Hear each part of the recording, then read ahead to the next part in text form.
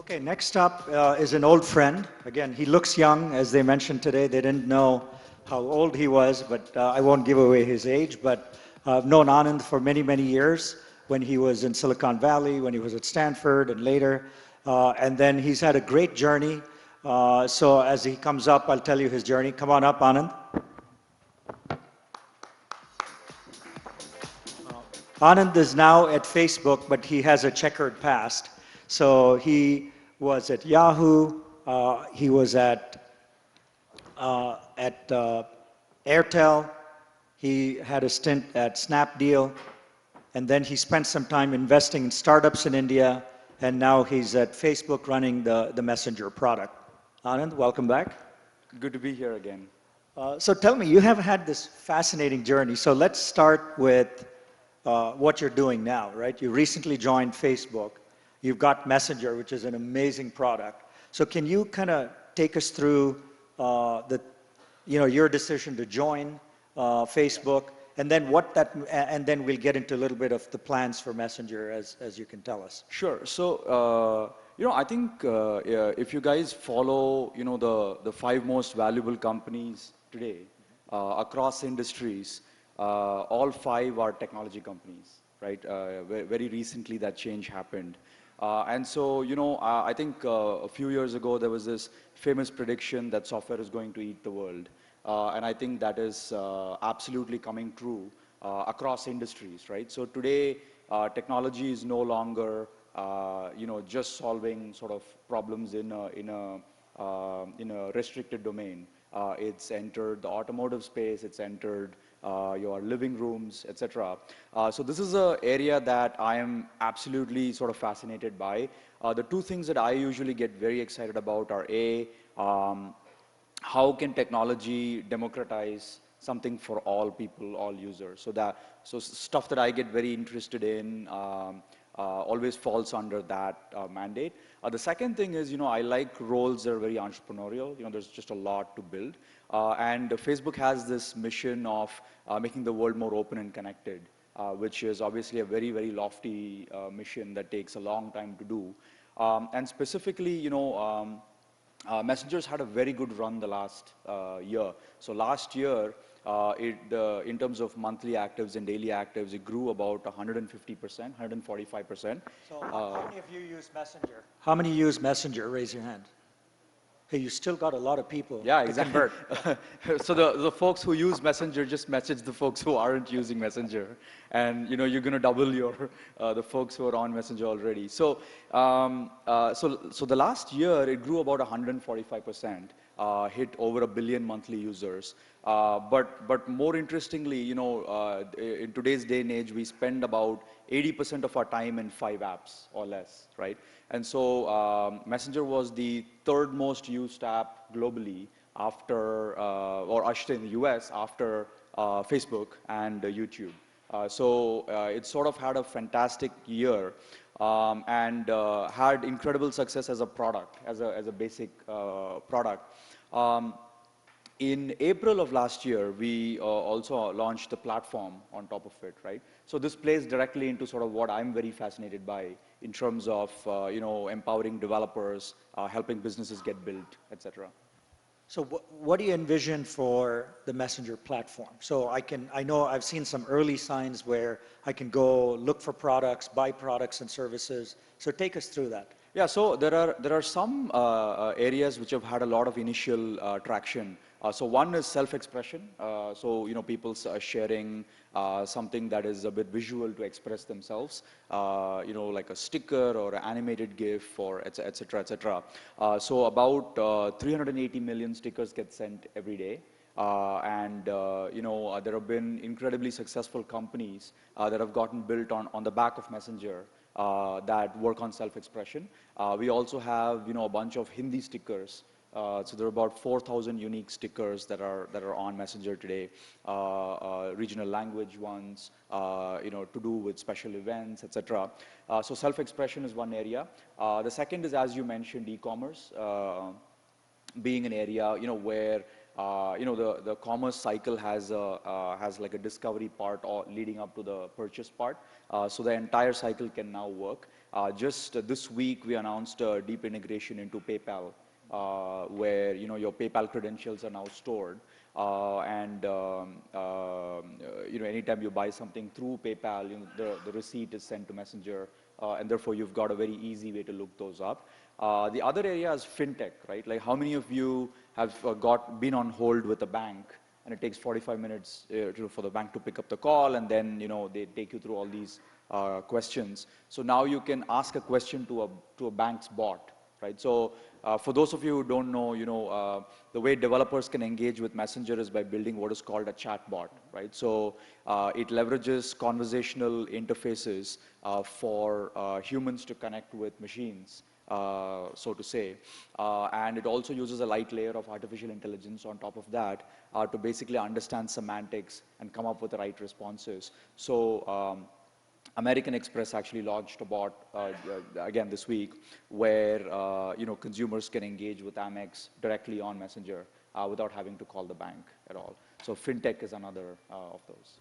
So I know at Airtel, you took this famous journey to go find your customer, understand your customer.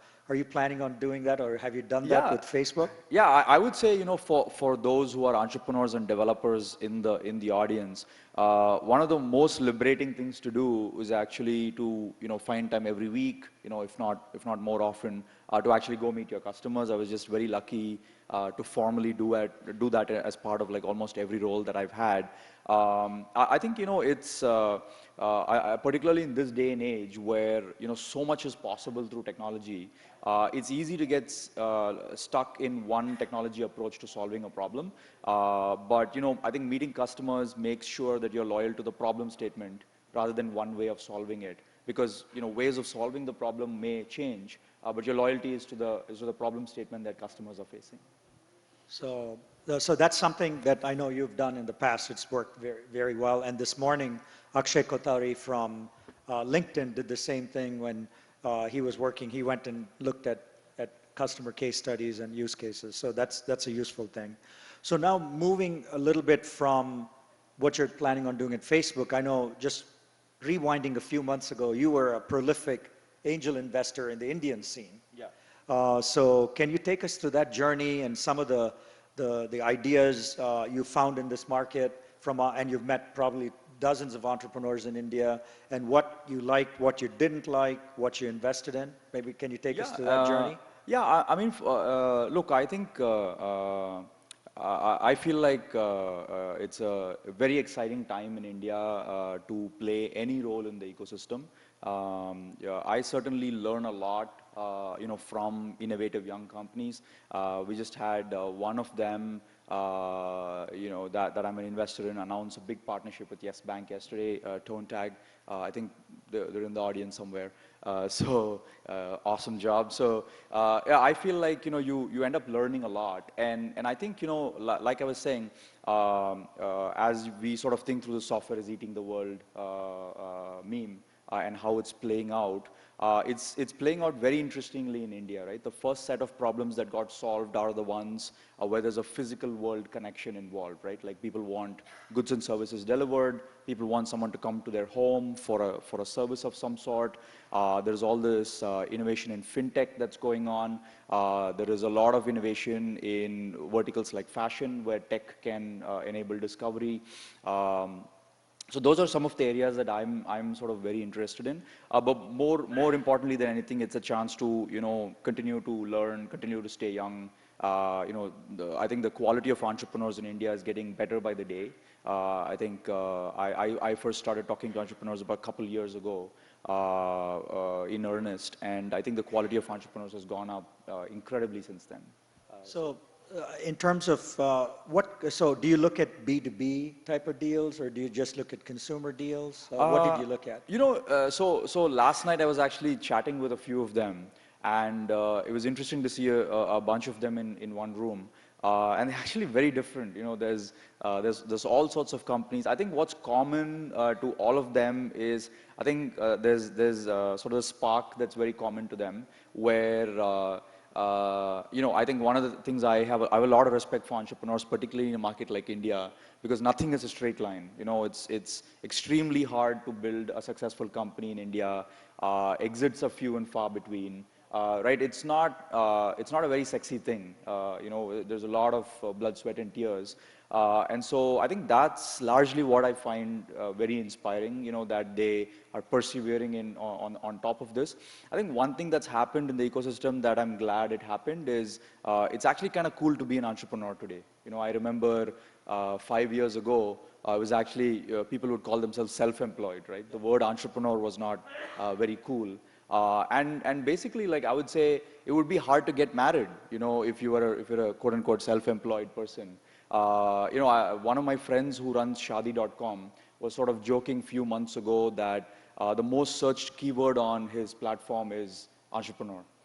So apparently it's very cool to be an entrepreneur, and I think that social capital that is there in India is actually a very good thing because it gives people, a lot of smart people, the license to start a business. That's a good tip, guys, for all of you who are single. Okay. And starting a business. And starting a business, right. Any questions for Anand? I can keep on going. Okay, there's a question right here, and then we'll take that question there. So we'll give preference to the Walmart person because of Rohit. Yeah, Anand. So you've lived in Bay Area, you worked in India, and you've been a product person. And what are the differences you've seen in terms of talent?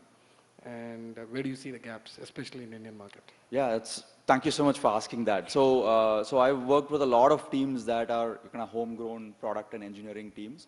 So my feeling after having built a few products with 100% teams out of India is there are actually fantastic engineers. There isn't enough emphasis on design. And by design, I don't mean just things looking pretty, I mean just solving problems from a design perspective, which can sometimes mean that people get caught up in one way to solve the problem when you don't think about how to design a solution. I feel like the gaps are all in leadership. I feel like, like I'll give you one example. I remember we had a trade-off between launching a product on deadline and launching an excellent quality product when I was at Airtel. And by the way, this is a company that historically had not had a culture of building products. And one of the hardest things was sort of having this unified view that we'll ship when we have a great product to ship. Right? We won't ship on deadline. We won't just ship in order to meet dates, et cetera, et cetera. And so I think that kind of adherence to, will stand for something we're personally proud of, right? I would say if there's probably one thing that I could sort of share about building a great product culture, it's for people who are in the team to put their personal stamp on the product and to have a personal sense of pride in what they ship. And I think if that starts to happen, then people will only ship great products. The other thing, like I said, is I think great engineers need great leadership. So I would say the biggest gap is in leaders sort of deciding to only put their stamp behind excellent quality products. And I think there is excellent engineering talent, as we all know. I think there is really good product talent as well. And I would say, it's also interesting. I was just sharing this to someone yesterday. I think for the first time in India, you can build products for your own friends and family, right? Like I used to come home from all the work jobs that I had, and my biggest critic would be, my wife, my mother-in-law, relatives who would come home. And this has never happened in India before, right? Like 5 years ago, 10 years ago, we would all in India build products that were used by people in some other country who largely remain nameless and faceless, right? You never meet your customers. And so I think it's a very exciting moment for entrepreneurs where like you can build products that you would use and your family would use, your spouse would use. You can show it off to your boyfriend or girlfriend. So again, this personal pride thing, like I come back to a lot. And finally, you can actually have that feedback loop with customers, which I think is the start of something incredible. And by the way, that's true of B2B startups also, right? There's starting to be a market for B2B companies, SaaS products, et cetera, et cetera. And so that's probably, how I would summarize some of my takeaways in India. Great. Thanks, Anand. A question back there. Yes, hi. My name is Noor. I'm a journalist from Business World. Thank you, Anand, for all that you said so far. I wanted to understand from you a more India example of how chatbots is being embraced. Like we are seeing Unilever. I miss saying that. Thank you for asking the question. Because we're seeing Unilever use it for Pepsodent in the UK right now. There are a lot of examples globally, and I know fintech, there's something happening over here, but do you see chatbots in India really picking up and big clients actually going for it?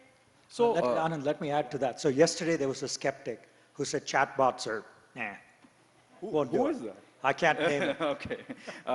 No, so look, I think in all fairness, we are in very, very early stages. Chatbots were announced in April at F8, which is, Facebook's annual conference.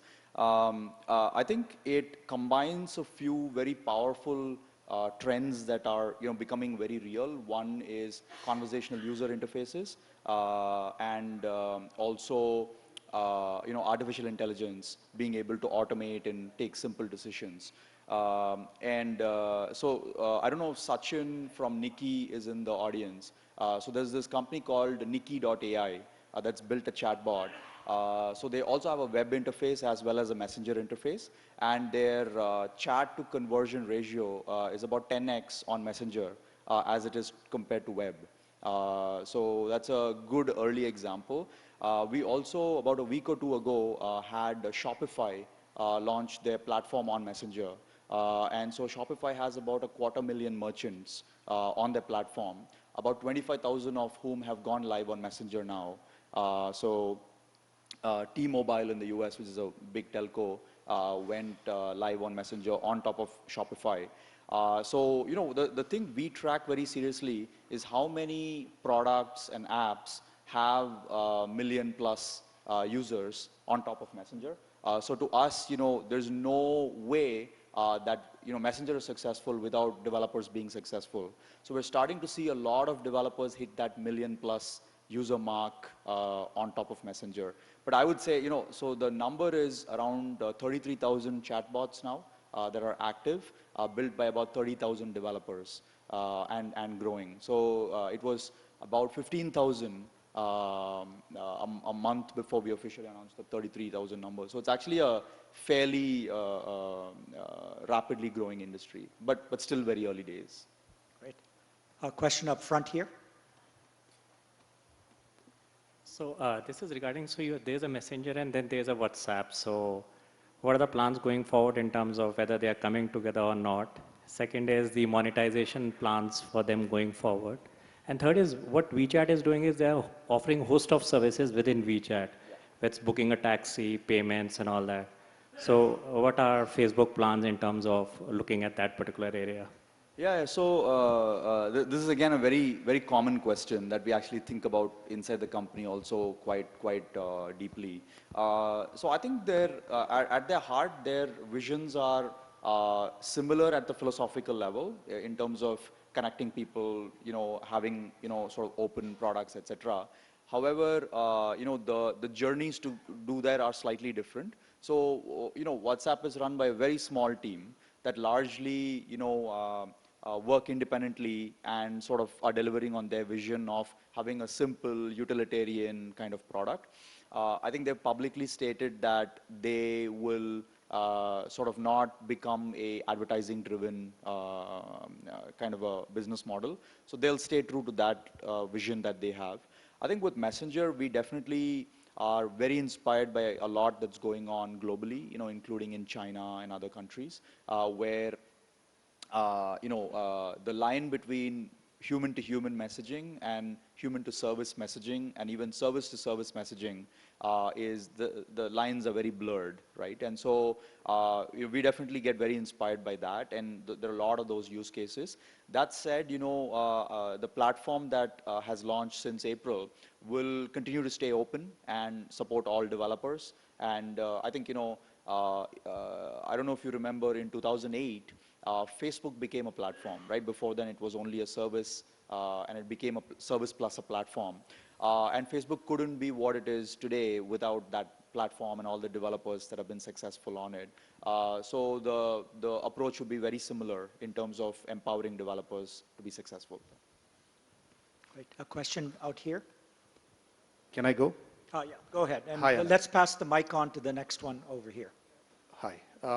If you're an Indian company and you're looking to build a global product, one of the key challenges when you want to scale is basically understanding users, or basically getting feedback from users and potential users about your product, whether it's beta or in production.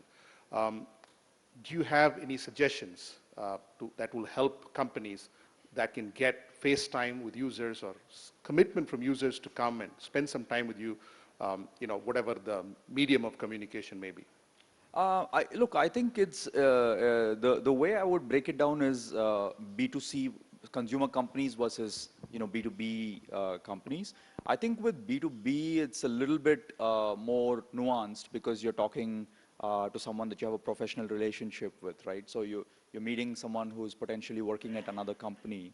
But B2C, I would say one of the cool things is that you're largely building for people who look like your family, right? And who look like people around you, neighbors, friends, work colleagues, etc. So I would say, the journey for B2C companies, I think, has become slightly easier. I think also I would say,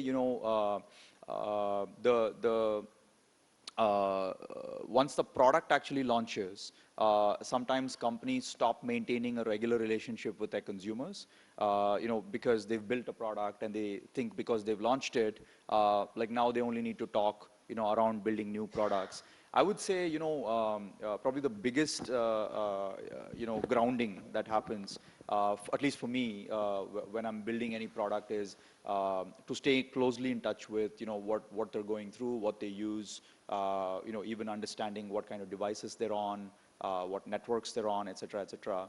Unfortunately,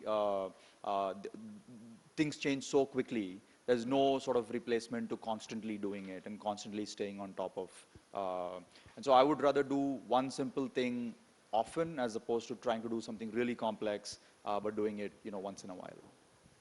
Question here? Yeah, Anand, the thing is, I'm basically a Microsoft bot developer. So they have a bot framework. So in comparison to that, Microsoft provides a lot of Azure services, translation services built on top of, the Microsoft bot network. So how do you see Facebook, messenger platform going forward? So are you going to expose image, all your image algorithms or recommendation algorithms as a service for this platform, or is it going to be purely, associated with only automated chat kind of thing? Yeah, so I think the scenarios that have become extremely popular in these early days, like I was saying, one area is self-expression. So we've empowered a lot of course self-expression and content on top of self-expression as a category. The second category is obviously commerce. So what we find is that in the first iteration, the simpler the bot, the better, actually, that does sort of one thing really, really well. So for instance, there is a telco in Latin America that's launched a bot. And, like India, a lot of LATAM markets have prepaid consumers. And so what they've done, and they've been a very early pioneer in this, what they've done is simply have like a way to query balances and, recharge if, your balance is low. And so, there's something very cool about doing one thing really, really well, which people get to use a lot, right? On average, from our numbers here, people tend to recharge like 4 or 5 times a month, right? And so this is a very, it's almost like a weekly use case, right? So, so I think solving these bounded problem statements is actually a great way to get initial traction. Similarly, Rogers in Canada, which is also, telco use case, is they've launched a customer support bot, right? So they actually respond to commonly faced issues, and there's specific responses as well as generic sort of here's how you go about doing it kind of responses. So we recently did a case study where they grew their NPS around customer support by 65%, right? So when we saw the number, we were actually pleasantly surprised and obviously very excited at how much potential there is to do this. So And then, so those are probably the top three that are gaining a lot of traction: self-expression, commerce, and customer support. I think there's probably going to be. I don't know if you guys saw just yesterday. I saw a message that Hrithik Roshan is using Messenger to ask people to download his trailer. I think he's releasing a new movie. I'm forgetting the name.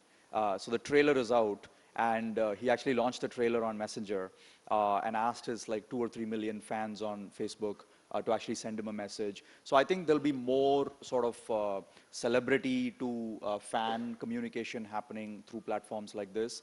Also, I think media companies, will start to use it as an area. So there, obviously, you want to be very careful that you don't over communicate also to consumers. So we're being a little bit thoughtful around that, because at the end of the day, if 1 billion people don't use Messenger every month, developers don't have that as a platform. So we're also playing that trade-off of keeping the environment really pure and clean for developers, and making them use Messenger for more minutes per day, so that the basic platform is more compelling for developers.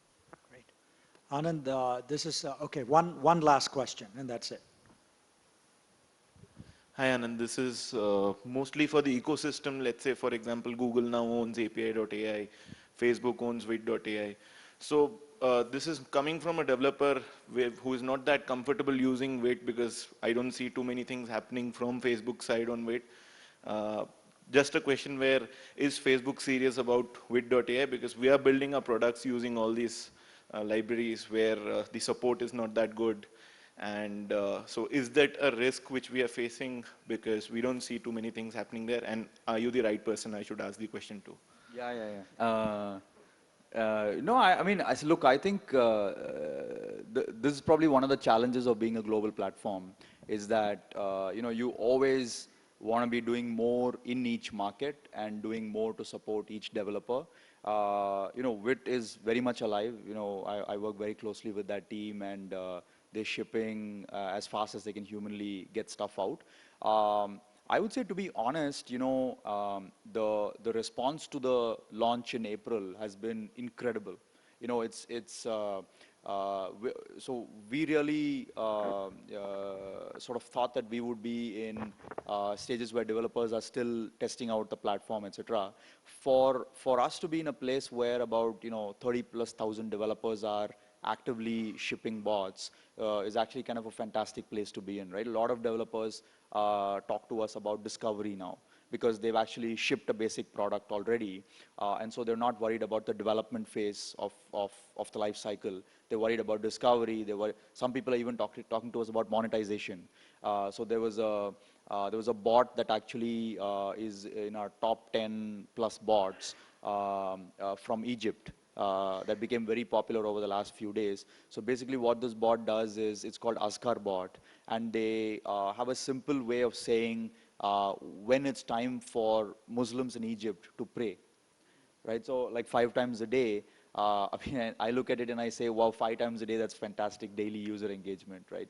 But it's actually a fantastic, meaningful use case. So I would say, there is a team here locally that I'm happy to connect you to that can help you specifically with respect to technical questions. But I would say, it's definitely our endeavor to come support. Like, for instance, we've been showcasing Nikki pretty much since day one. They were a very early adopter of the platform. There is a company called Hey Mojo that's helping hotels succeed with the Messenger here in India. So I see Indian developers emerge sort of every day that I talk to folks. But specifically, if you have any questions, any suggestions, I'm happy to chat with you. I'm just anandc@fb. So ping me. I'm happy to respond to them. Anand, I think we can go on for another couple of hours like we did at dinner, but I think we'll have to stop this. Thank you so much for coming by. Thank you so much.